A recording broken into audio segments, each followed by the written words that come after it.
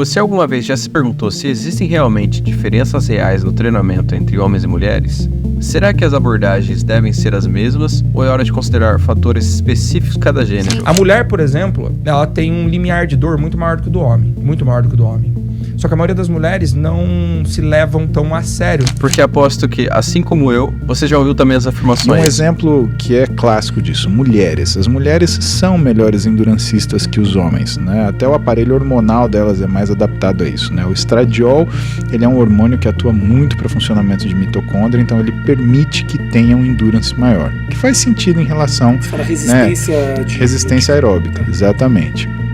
Os homens não, eles já têm um predomínio de androgênio, de hormônios que os fazem, né, masculinos, né, e portanto eles têm uma capacidade de força maior, né? Existe essa distribuição da natureza.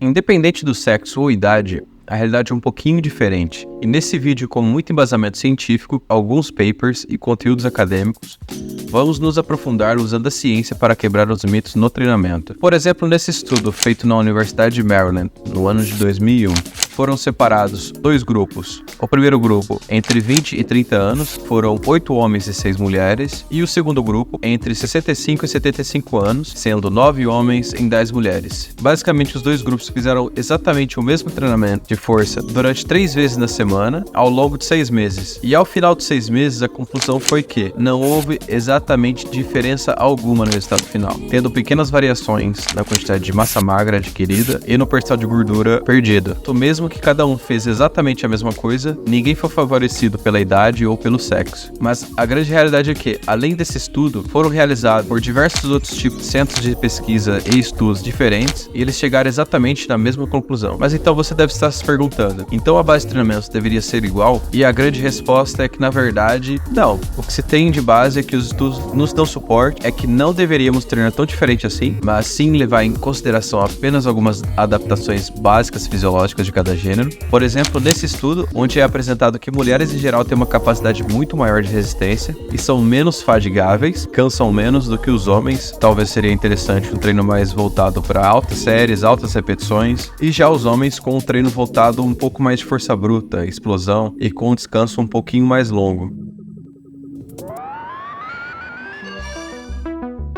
Embora até agora tenhamos visto que na maior parte dos papers ambos acabaram favorecendo que tanto homens quanto mulheres tenham o mesmo potencial para construir massa magra e perder gordura, há também estudos que favorecem exatamente o oposto, como esse estudo em questão, feito nos anos 2000, que afirmou que homens em geral têm um potencial de ganho 2 vezes maior comparado a mulheres, como a gente pode ver aqui nesse gráfico, onde os homens obtiveram um resultado muito mais expressivo, realizando exatamente a mesma base de treinamento, e mesmo levando em consideração esse estudo afirmando que as mulheres provavelmente poderiam ter metade dos ganhos dos homens, e também esse outro estudo foi realizado no ano de 1993, onde foi relatado que as mulheres em média têm 50% da força dos homens nos membros superiores e 66% nos membros inferiores. Uma boa justificativa seria que, geneticamente, as mulheres já nascem menores, com um pouquinho menos de massa magra, um pouquinho mais de gordura, enquanto os homens seriam totalmente o oposto, então gerando essa desvantagem. Mas até onde sabemos, a propensão para construir massa magra é na verdade muito similar, tanto o homem quanto a mulher. Embora os homens tendam a ser um pouquinho mais fortes que as mulheres numa base absoluta, se as mulheres nascessem exatamente com a mesma massa magra, com as mesmas condições, talvez desempenhariam exatamente a mesma força. Hello everyone, sou o Lucas, espero que tenham gostado desse vídeo. Se você gostou, por favor, deixa um comentário, sei lá, comenta qualquer coisa. Se inscreve, deixa um like nesse vídeo. Assim você me incentiva a fazer mais vídeos como esse. Deu um pouquinho de trabalho fazer essa edição, mas foi muito legal. Então, respondendo a pergunta lá do começo do vídeo, o treino pode ser sim o mesmo. E as principais diferenças entre os homens e as mulheres são basicamente pequenos detalhes, como a maior recuperação e fadigabilidade das mulheres, permitindo elas treinarem mais vezes na semana, enquanto os homens já nascem com a vontade de serem mais fortes por condição genética e muscular, por nascerem a partir de um ponto mais avançado e por isso já tem uma quantidade de massa magra muito maior.